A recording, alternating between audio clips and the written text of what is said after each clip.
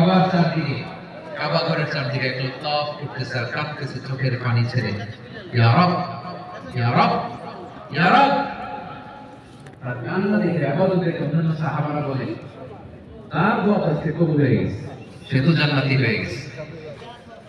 আল্লাহ রাসূল সাল্লাল্লাহু আলাইহি সাল্লাম বললেন, ওয়া মাতা'আমুহু হারাম, তোমরা কি জানো ও যা খায় ওটা হারাম খায়?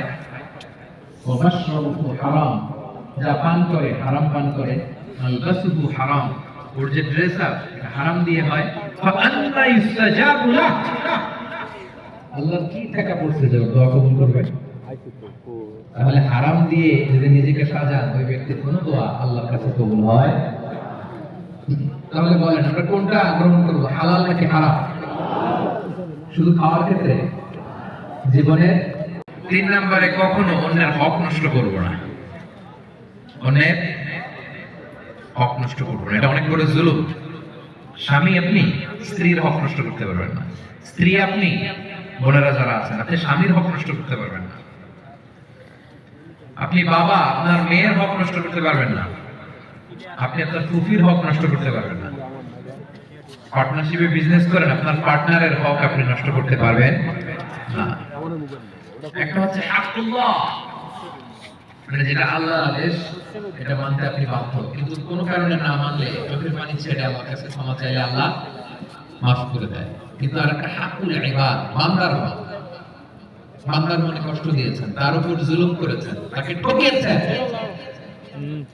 এটা ওই বান্দা ক্ষমা করার আগ পর্যন্ত আল্লাহ কখনো ক্ষমা করে। তাহলে এটা ভয়ঙ্কর না?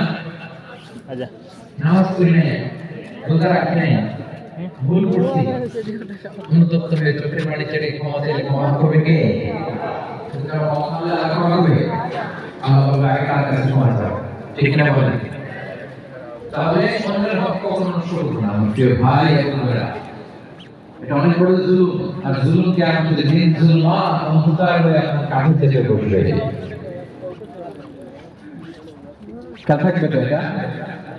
কখনো অন্যের হক নষ্ট করবো? কটা বললাম?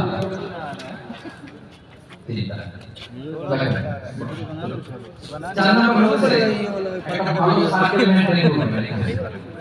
ভালো সার্কেল মেইনটেইন করবেন, এমন লোকদের ফ্রেন্ড বানাবেন যাদেরকে দেখলে আমাদের অনুসরণ হয়।